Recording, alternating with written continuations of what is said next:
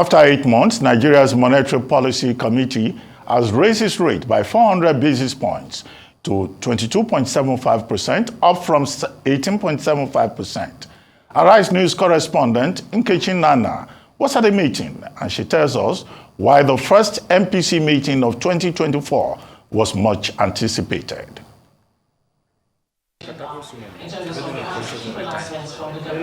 In a landmark move, the Central Bank of Nigeria wraps up its inaugural Monetary Policy Committee meeting of 2024. Also, marking the first time Governor Olayemi Cardoso chairs the committee. The spotlight is on the bank as it unveils a record-setting interest rate hike by 400 basis points to 22.75% from 18.75%, in a move that portrays the bank's effort to address the volatile naira. The committee decided to further tighten monetary policy as follows. 1. Raise the MPR by 400 basis points to 22.75 from 18.75%.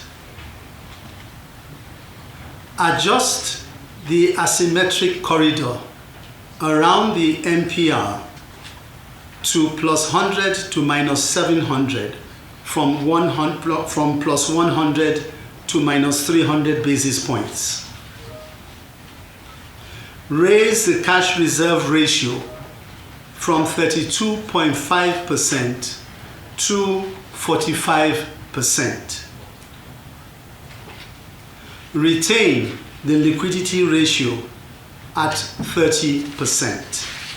The MPC decision was influenced by recent floating of the naira, the removal of petrol subsidy, and the persistent issue of rising inflation. The committee, however, acknowledged the trade-off between the pursuit of output growth and taming inflation, but was convinced that an enduring output expansion is possible only in an environment of low and stable inflation.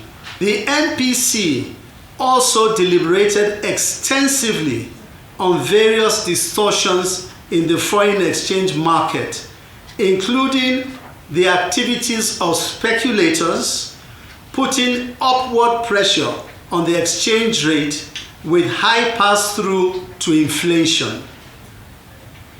Members were, however, convinced that the ongoing reforms in the foreign exchange market will yield the desired outcome in the short to medium term.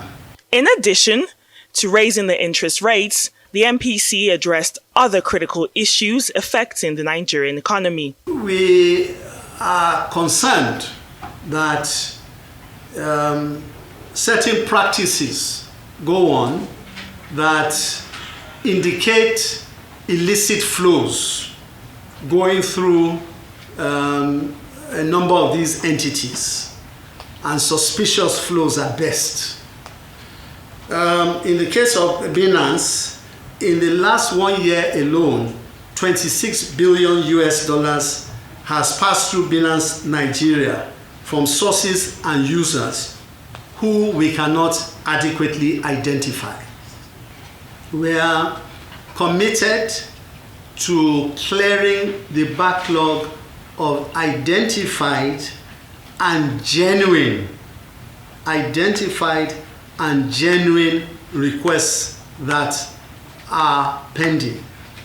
Okay, genuine requests that are forward requests that are pending. We are committed to doing that. And I can tell you that just today, we paid out another $0.4 billion to those that were so identified. We paid out $400 million. Cardoso's debut at the helm comes with a barrage of economic issues, and the MPC's decision strives to address those concerns. With a promise to keep a vigilant eye on economic currents, the committee sets the stage for its next crucial meeting on the 25th and 26th of March 2024. Nkechi Nana, Arise News. Joining us now on the show is Professor Uche Uwaleke, Special Advisor to the Chairman of the Senate Committee on Capital Market and Institutions and a former Commissioner for Finance in Imo State. Good morning, Professor Uwaleke. Also joining us for the interview is Arise business correspondent, Rotus Odiri. Good morning, Rotus. Good morning, Doctor. Good morning, fine. How are you? Well, Professor Uwaleke, highest hike ever, exceeding expectations. People thought that the benchmark rate would be between 200 to 225 basis points. But the MPC decided to do 400 basis points and even increase CRR all the way to 45%. And, liquidity ratio was retained at 30%.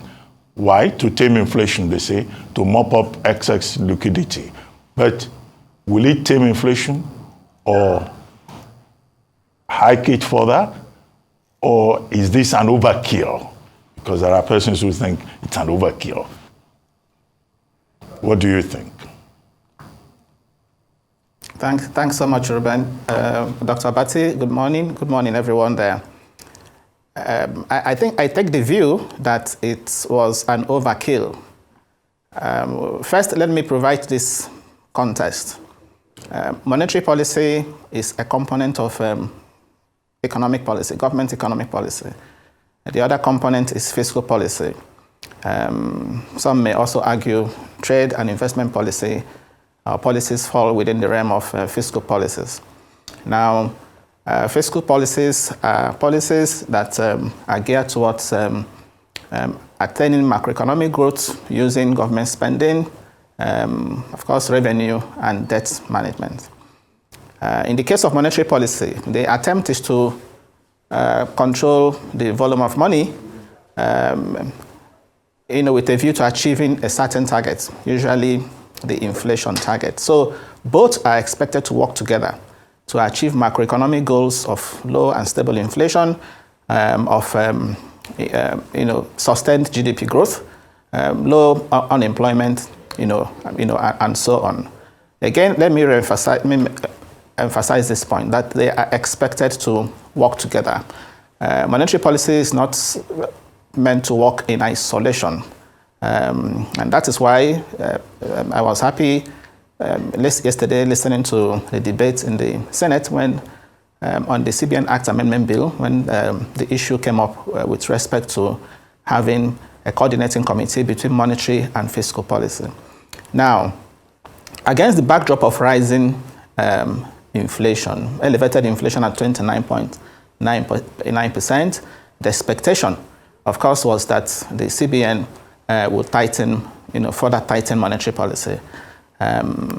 But again, I also must mention that monetary policy has channels. You have the interest rate channel, you have the credit rate channel, you have the exchange rate channel, and then the asset channel or the stock price channel. So what that tells you is that monetary policy has implications for credit, access to credit. It has implications for also asset prices and, of course, exchange rate. And that is why in crafting monetary policy, we should have all this at the back of our mind when we are formulating monetary policy. Now, back to the point I was making. The expectation, of course, was that MPC would tighten. I also, had that prediction. But the issue, became by how much would they tighten to what magnitude. It's also important I mention here that monetary policy also is usually implemented using certain tools, a number of tools, both direct and indirect tools. A good example of an indirect tool is the open market operation. For direct tool, you have the bank rate, the monetary policy rate, the policy rate that tries to anchor, rates. Okay, so there are a number of tools at the disposal of the central bank to tighten monetary policy, not just the monetary policy rate. So in a situation in which the MPR was jacked up by as much as 400 basis points in one fell swoop. And the members didn't just stop there. They also went ahead to increase the cash reserve requirements from 32.5% to 45%, adjusted further widened the asymmetric corridor. I think, as I submitted earlier, that it was simply an overkill. You can liken it to a situation in which a patient that is being treated and is expected, for an ailment, is expected to take 3 pills a day, one in the morning, one in the afternoon, and one in the night, and then the patient decides to take all of them, at once in a bid to cure the ailment. And what would you expect? That kind of approach may even end up hurting the patient. So that's the kind of situation we find ourselves. And I think, given the fact that the MPC is also expected to even meet next month, they have another scheduled meeting next month.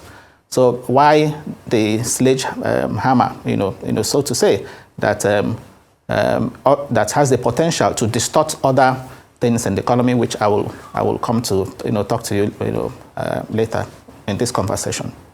Well, thank you, Professor Uwaleke. Now, the CBN governor himself admitted that there was going to be a trade-off between output growth and taming inflation. However, in your estimation, because analysts have looked at it and said that this will certainly or would potentially slow economic growth, which could potentially lead to other challenges, including job losses, and in light of the current economic realities. My question to you this morning is that, is this trade-off worth it? Because it's going to, with this announcement, things could potentially get really bad before we might begin to see a ray of light. Is this trade-off worth it? Or is it going to be worth it? Yes, my concern is, as I said earlier on, we are talking about one economy, we are talking about macroeconomic objectives, and as I said, pointed out again earlier, there's need for the two to work together. Now, the economy is actually experiencing stagflation, okay? Not just inflation. Stagflation is a situation in which you have rising inflation amidst tepid growth rate. In 2021, the GDP grew by 3.54%, on an annual basis. In 2022, it came in at 3.51. Last year, GDP fell to 2.74, okay, for 2023. So you see a decline in GDP growth rate, at least over the last 3 years. So what that tells you is that GDP has remained weak. And if you also disaggregate that and see how the sectors are performing, you will also find that even the real sectors are not also strong. Talking about the agri sector and the manufacturing sector or the industry. Agri sector just came in the last quarter GDP just at 2.1%, and manufacturing is still under 2%. So against this backdrop, against the backdrop of the fact that even the government is trying to put in place measures to reflect growth, to reflect the economy, to stimulate growth, and also to ensure access to credit. Recently, the government is talking about introducing the consumer credit scheme, introducing a student loan scheme on the one hand. Then on the other hand, you find monetary policy also trying to jack up interest rates. So for me, that's working at cross purposes. The two must be seen to be working together. So it has implications for growth. What has happened now has implications for growth. Now, MPC didn't meet in September last year. They also didn't meet in November last year. And then what did we find? I don't have any empirical evidence to support it, but anecdotal evidence would suggest that part of why GDP grew from 2.54% in quarter 3 of 2023 to the last one we saw, 3.46% in quarter 4, could be possibly because MPC didn't meet and to jack up rates, because if that had happened at the time, GDP would have come in lower. So there's no doubt that there's a trade-off between the two, and what needs to be done is to always seek to achieve a balance. It's going to affect access to credit. I mentioned it earlier. people talk about bank credit. The argument is that bank credit to the real sector has always been low. After all, it's not going to be significant. But there are other forms of credit that go on in the economy. Person-to-person credit, for example, will also be having an eye on the MPR. A lot of credit in the system, even in the informal sector, are also anchored on the MPR. So it's going to affect credit. When businesses have difficulties assessing credit, it will affect productive activity. It can also affect jobs. And then there's also the issue of asset quality. In that communique, the central bank talked about the fact that financial soundness indicators are good for the banks, particularly non-performing loan ratio. Okay, but this also has the potential of upsetting that. Of course, you should expect that the banks will begin to write to their customers, repricing their loans, increasing interests, okay, loan interest. So the implication of that is that there could be defaults. Loan defaults will increase. So that will affect the asset quality of banks, going forward.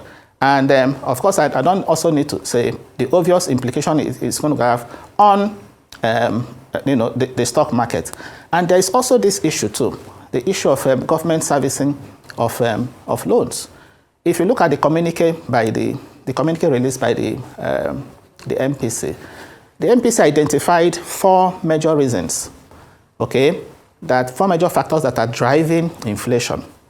The first one they talked about there, has to do with security challenges in the food producing regions. They also talked about high fiscal deficits, on the part of the government. Okay. Then there was also the issue of rising energy costs and then exchange rate. Now the question to ask is, of all of this, which of them are within the purview of the central bank? Apart from exchange rate pass-through, the other 3 are not within the purview of the central bank. These are issues that the fiscal side, should be dealing with. So when you now jack up interest rates by as much as you have done, okay, are you not going to worsen the fiscal deficit that you referred to as one of the reasons that are also fueling inflation? So when you look at all this, okay, on balance, again, I think my submission or my position is that yes, the MPC ought to have tightened, possibly increased the MPR by not more than 200 basis points, and watch how that permeates through the economy. By the time they meet in March, they can also take another position. But jacking it up by 400% and 400 basis points rather, and also increasing the CRR. That is where I say there is an overdose. Okay, and Prof, if you permit me, let me even speak to this CRR. Okay, maybe after I ask you a question, you will speak to the CRR. But I'd like to ask, is there like an empirical research place where we can use based on scenario planning to be able to ascertain these rates? Because you are saying these rates are an overkill. Some are saying it should have even been more than 400 basis points. It should be 500 basis points, to increase the interest rates, MPR rates. That this is not even enough. So, and all of this, we're just feeling our way through the dark. Could we have a platform where, based on scenario planning, taking all the parameters of the economy, we can make some empirical calculation and arrive at percentages and percentiles? I mean, this thing should be able to calculate. So I don't want to hear based on the parameters around. That thing annoys me. I want to hear based on after our research lab calculation, we arrived at this number. Prof, can you talk through that, then talk about the CRR you want to talk about? Yes, Rafai, I think they're even connected to the CRR, I was going to mention. I think the bank, when I say the bank, I mean the central bank has the capacity to do that. This MPC, Monetary Policy Committee for the Central Bank, is supported by a number of committees, one of which is the Monetary Policy Technical Committee. So there is,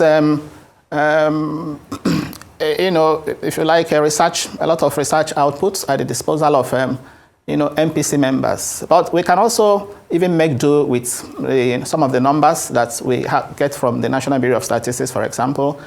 If you take the report by National Bureau of Statistics, take the last one, the one for January, okay, that put inflation rate as 29.9%. Okay, food inflation at 35%. Now, the MBS reports on 12 divisions, what they call 12 divisions that contributed to the inflationary pressure. The first division, the first one there is food. Food and non-alcoholic beverages. You go and check it. Food and non-alcoholic beverages accounted for nearly 16%. Okay, over 15% of the 29.99%. Okay, the pressure. Then you have electricity. Okay, electricity and gas around 5%. Then you have clothing, and then transport, and so on and so on, up down to communications where you have just 0.2%. Now, the point I'm making is that when you look at these numbers, okay, and you say you're targeting inflation, okay, the first thing to note is that food is where the pressure is. And what are the factors driving the food component, the food index? You recognize that in your communique. You said it was security challenges in food producing regions, okay? And there were also other factors you mentioned, even in the communique, that are driving inflation, which are exogenous, to the central bank. So data, is very critical when we are doing that. Now, the second thing to note too is this, that monetary policy can only target inflation that is demand-driven. In other words, when we talk about demand pull inflation and cost push inflation. Now, if it is demand pull, where you have too much money chasing too few goods, that is when you can use monetary policy to say you want to suck out, the volume of money in circulation. And mind you, even that in Nigeria has challenges because the transmission mechanism is weak in Nigeria, which even the central bank acknowledges. Part of why it is weak is because you also have so much money circulating outside the banks. As long as central bank cannot control money that is outside the banks, to that extent, the monetary policy transmission is also, affected. Let us even assume that does not exist. It's possible for the central bank to actually target inflation that way. Okay, even if we assume that, the fact remains. I think there was even a study a study I saw by a staff of the central bank, which says that the monetary component, okay, represents a fraction of the drivers of inflation. Okay, talking about maybe about 49 or 50 or 49% or thereabouts. It also means, what that means is that there is also a chunk of it that is supply side. All right, so you cannot, based on that, assume that by raising the MPR, by the magnitude that you have done, you're likely going to crash, inflation. Now to the CRR point I made earlier. Even at the previous level of 32.5, by the way, what is CRR? Cash reserve requirement? Central banks are expected to, sterilize these funds with the central bank. Remember, they are not remunerated. And that's why people see CRR as a form of tax on the banks. So they sterilize them, with the CRR. At 32.5% is among the highest in sub-Saharan Africa. All right. Now you have jacked it up to 45%. I was having this debate with somebody, it was even a staff of the World Bank. A staff of the World Bank, said that Nigeria's, I want to, it's an analogy now, that Nigeria's VAT is among the least in the world at 7.5%. That there is need for us to jack up our VAT to 10% or even 15%. That was what he said. And I said, well, that's fine. But what about when you say jack up our VAT by 7.5%? What about our company's income tax? Because he said it's among the least in the world, and I said that's true. Okay, and I said, what about the company's income tax? Our company's income tax rate of 30% today is among the highest in the world, even in Africa, for example. Okay, the Ghana that he cited the case of Ghana, where VAT is 15%. South Africa, VAT 50%. I said, that's true. But have you also checked the company's income tax in Ghana, our company's income tax in South Africa? Okay, where it is 25% and 20%. In fact, that of South Africa was dropped from 28% to 27%. That of Ghana is still 25%. So we should look at these things holistically. So when you say CRR in Nigeria, your is when you say monetary policy rate in Nigeria is low, okay, at 18.75% previously. In Ghana, it is 30%. Okay, what about the cash reserve requirement in Ghana?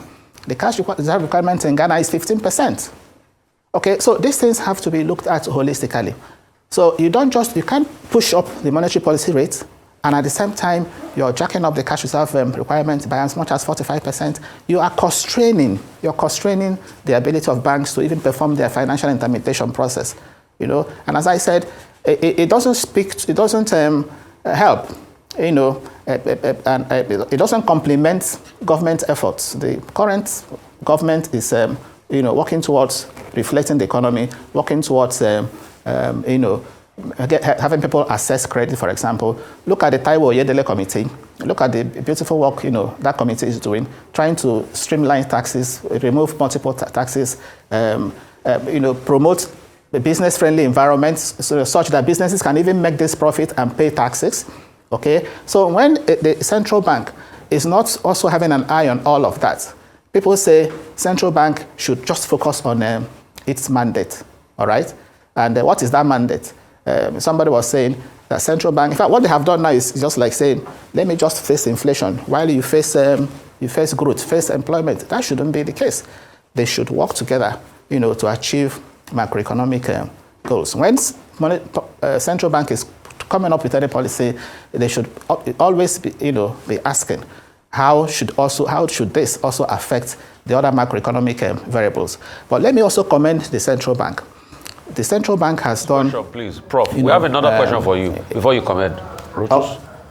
Okay, fine. Okay. Prof, yeah, good morning. Good to have you. Yeah, Prof, you mentioned Ghana. Ghana's monetary policy rate is 30%, right? Inflation in Ghana for January 2024 was 23.5. So your real rates, when you subtract your inflation, headline inflation from your monetary policy rate, it's positive by 6.5. For Nigeria, with headline inflation at 29.9, and your rates, which has just been increased now to 22.75, we're still underwater in terms of real rates by the tune of 7.15%.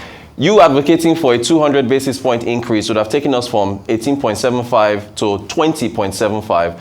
Real rates would still have been underwater by about 900 basis points if you subtract your MPR from inflation. So, Prof, then what about the other side of the coin, which we're talking about trying to remove liquidity from the system and also incentivize holding the Naira? The last primary treasury bill auction on February the 21st, 364-day bills are at 19%. So looking at higher rates, because we're expecting at the next treasury bill auction that rates will go up, bonds will go up, isn't that supposed to incent, even for the average Nigerian, if we make this conversation about the average Nigerian who wants to be incentivized to hold Naira and earn more on their securities, repricing the rates upwards, the dual mandate of price stability. So you're trying to get liquidity out of the system. You're trying to incentivize foreign portfolio investors and Nigerians to hold more Naira by giving them more yield on investments. Can that not be looked at one of the missions that the central bank is trying to accomplish with yesterday's rate hike? Absolutely, Rotus, you're very correct. Yes, no doubt about that. Real rate of return is negative, and the gap between inflation rate and the interest rates, if once inflation rate is higher, of course you have negative real rate of return. Yes, you cited the case of Ghana. Ghana, at some point, don't forget to, at some point inflation rate was as high as 50-something%, and eventually they succeeded in bringing it down using a combination of tools. Remember? Combination of tools. Not just the policy rates, which was why, as I mentioned earlier, Ghana's cash reserve requirement has remained even at 15%. Now, the truth of the matter is that, as I even tried to argue earlier, monetary policy operates with a number of tools. It is not just about the monetary policy rate. Even when the central bank, the MPC, mixed their meetings last year, the central bank, was also, implementing tightening, using other tools, using the OMO, for example, the open market operation. We have seen the central bank try to also tighten monetary policy using OMO. Okay, so what's important is to have an optimal mix of what you're doing, optimal mix of this usage of these tools, and not just to rely on one tool to be able, especially the one that has a major can have a major distortionary effect on the economy. Remember, the MPR is nothing but the anchor interest rate. That's why it has the potential to cause a lot of distortions, in the economy. Now, even back to the point you are making, Rotus, all of what you are saying is about bringing inflation down. Inflation down. If we're able to bring inflation down, okay, below, of course, interest rates, of course, you have very positive rates. Yes, the central bank is, of course, interested in that because it wants also to see that, foreign investors come in. But again, what is the quality of the investment we are trying to attract by increasing rates? Is it just foreign portfolio investment? Is it just because we want investors to come and pick our treasury bills, or and after 2-3 months exit again, bring in hot money and exit? Isn't that distortionary? The kind of investment we should be interested in this country is the one that is sustainable, foreign direct investment. If you look at the last recent MBS reports, capital importation reports, it tells you that we are lagging behind in terms of FDIs. Okay, recently it has been more of loans, the other investments, then followed by foreign portfolio investments. FDIs have been very low, and FDIs are actually what we require in this country to power the economy, create jobs, and so on. Not necessarily FPIs, even though we also need FPIs now at least to help, with our forex issues. But again, let me also return to the point I was making. It's about inflation. It's about inflation, and then the question to ask, I want to keep repeating this, the question to ask, what are the drivers of inflation? So if inflation drivers are more of non-monetary, you have supply side factors, you have issues with rising energy costs, you have issues with high cost of petroleum products. Okay, the issue is how do we deal with it? The way to deal with it is to ensure that our refineries are working and ensure that we stop importing petroleum products. Okay, how do you deal with the issue of transport? Is to fix the transport infrastructure. Okay, how do you deal with the issue of insecurity? So these are the factors that are actually driving inflation in Nigeria. And talking about the exchange rate pass-through, that's also correct. Okay, which is why I said I want to commend the central bank for what they have done so far to ensure that exchange rate is coming down. The naira is is beginning to appreciate. Before, all their concern was more on the supply side, and I had always said that there should also be efforts to also deal with the demand. The idea of clearing backlogs, very good. The idea of even removing the limit on IMTO's margin, very good. The idea of enforcing net open position, very good. The one that has happened now, which is also trying to have some positive impact on the economy, is the exposure draft, the revised guidelines for BDC operators. Okay, so by the time the central bank finishes sanitizing that space, I'm pretty sure that exchange rate will come down. I'm pretty sure that the naira will gain value. So these are very commendable efforts. And of course, the central bank governor also mentioned it there, the reforms that they have put in place in the forex market are what's helping to drive down exchange rate. Not about the MPR. So what needs to happen now is for the fiscal side to also complement these reforms. I've always said there is the pressure from FAC, for example, FAC receipts. If there's a way the president can have a meeting with the governors and agree on how to also, productively apply whatever excess that comes from naira depreciation or naira devaluation, as the case may be. The budget of 2024 has been based on 800 naira to the dollar. So whatever we have in excess, how do we apply that in a productive manner that does not cause inflation, that does not go to chase forex. So that is a conversation, that the fiscal side, should be having. I've also advocated here that there is also need for us to have a Buy Nigerian law. If you have a Buy Nigerian law, we don't have such laws in Nigeria, similar to the Buy American law, Build America, Buy American law of 2021, or even the Buy American law of 1933. If you have a Buy American law, it will also help to conserve, forex. It will also help to reduce the demand pressure, on the naira, which is also why I want to also commend the Ministry of Interior. Look at what the initiative they have come up with, the EEL, the Expatriate Employment Levy, which is meant to also promote local content, local workforce, and also make us depend less on expatriates. So whatever we can do to conserve forex, to reduce the demand for dollar, okay, on the fiscal side, is a welcome development. So when you look at all this basket is about reducing inflation, and I think the fiscal side has a lot of role to play to reduce inflation.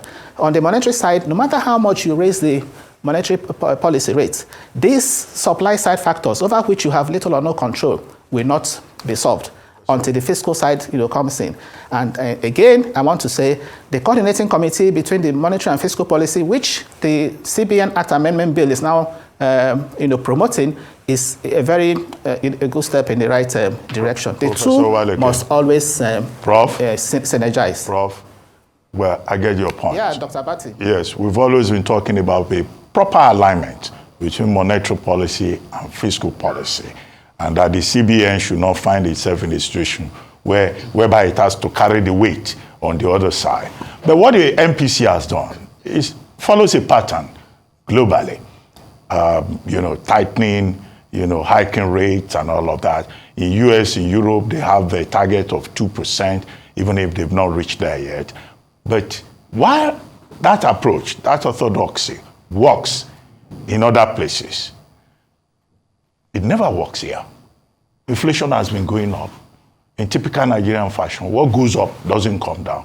What are those domestic peculiarities that we have here, if you can just identify them for us? And then secondly, very quickly, your comment on the Economic Advisory Committee that President Tinubu has put together. There's this concern that most of the people there are the same people who will be competing with the same foreign investors who are looking for in the same space, creating a certain conflict of interest. Do you think that that's a big issue that we have to worry about, whereby the advisors are also players within the market? Yeah, Dr. Bati, thank you. Now, to your first point, you talked about monetary policy tightening, globally, and how that helps to bring down inflation. Yes, to a large extent, that's true. In the case of the U.S., for example, we've seen the recent trend. The Fed, Federal Open Market Committee of the U.S. If you look at if you use their forward guidance, it's talking about even pausing rate hikes. In fact, as a matter of fact, they have actually paused. The target rate in the U.S. today is between 5.25 and 5.5 percent. Inflation rate came in January at 2.6%, still below the target rate of 2%. But what is important is that inflation is slowing in the U.S. and they are pausing. If you go to India, it's the same story. In India, the target rates by the Reserve Bank of India is 4%. Inflation rates for India, January, 5.1%. So again, there is justification to pause rates in India. South Africa, the same story. The target for the Reserve Bank of South Africa is between 3 and 6%. Inflation rate in South Africa, December, around 5%. Again, one understands that. But in the case of Nigeria, as opposed to the global trend of moderating inflation, in the case of Nigeria, we've seen inflation, rising. Again, expectedly on the back of the recent reforms that we implemented in Nigeria, which expectedly, in the short term, are meant to also fuel inflation. And that's talking about fuel subsidy removal and unification of exchange rate. So this is what has made our own case unique, all right? And if you also look at the factors that are driving inflation in Nigeria, they are also unique to us. Unique to us. And because they are unique to us, they are more of supply side factors. Okay? There's also an extent to which the central bank can bring down inflation rates. Okay? So, yes, it's good for the central bank to bother about inflation. It's part of Section 2 of the Central Bank Act 2007, makes it clear. The primary mandate is under the 5 functions. The number 1 is maintaining monetary and price stability. So it's important they also keep an eye on, always on inflation. But again, you mentioned the U.S. Do you know that in the U.S. and in some other climes, the monetary policy objective is not single? There is a dual mandate in the U.S. So if the U.S. has a dual mandate of not only price stability, but also to maintain maximum employment, in some other climes, it's also, in India, for example, maintain price stability with an eye on growth. In South Africa, the mandate is to maintain the international value of the rand through low and stable price. So in our own case, I am saying that given our peculiar situation, okay, there is also the need to also have central bank should focus on inflation, but they should also have an eye on growth. They shouldn't just forget, the issue of growth, okay? And that is why in the CBN Act amendment bill that is going on, if it's possible to also include that aspect, so that the central bank should also know that in an economy that is struggling to grow, in an economy where GDP growth is still below population growth rate on the average, an economy that needs to grow at least 7% consistently for a long period of time, that there is need to also be concerned about growth. Central bank says low inflation. The argument is we need to have low inflation first before you can have sustainable growth. Nobody's arguing with that. But how do you bring about low inflation? Is it by raising interest rates, constraining businesses? When you constrain businesses, business growth, then how does that now enable growth to happen? Okay, so these are the considerations, Dr. Batty. Now, to the other question you asked, I wasn't talking about the Economic Advisory Committee that the government set up. Of course, was my view. As far as growth is concerned, given current challenges, forex challenges, and so on, we need everybody, to cooperate. We need everybody's input, okay? But I was actually talking about a coordinating committee between fiscal and monetary policy. The CBN Act of 2007 made no provision for that. It only provided for a Financial Services Regulatory Coordinating Committee, where you have the central bank governance chair, you have maybe the SEC, you have the NGX, you have PENCOM, that's what it provided. It didn't provide for a coordinating committee between fiscal and monetary policy. And that is where I think what they are getting it right now by trying to say that there should be that committee. We need a committee. If we had a coordinating committee between fiscal and monetary policy, again, let me also say this, that doesn't detract or that doesn't dilute the independence of the central bank. In other countries, in South Africa, for example, the Reserve Bank of South Africa's target inflation rate, I told you, is between 3 and 6%, is set by the fiscal authority. By the way, the Reserve Bank of South Africa, many people don't know, is a private bank. It's not owned by the government. Okay, so the case of Nigeria, we need that coordination, we need that between fiscal and monetary policies without jeopardizing the independence, of the central bank. What the coordination does is to understand that you have a single economy. All of you must work in tandem.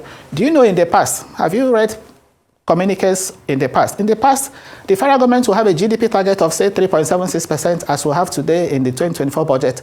But the central bank will be having a target of 2.79%, for example. Targets that diverge from what the government is also targeting. So when you have that kind of situation, fiscal authority target is different from monetary policy target. Okay, just tell me how can there be coordination? So what is happening now in the Senate? Trying to amend the CBN Amendment Act. I think it's a very good one, particularly the inclusion of this fiscal and monetary policy committee. It will go a long way to bring about coordination. If we had it, for example, yes, they would have, monetary policy would have also considered the input of this committee before coming up with this recommendation. All right. Thank you so much for your conversation with us this morning, Professor Uche Uwaleke.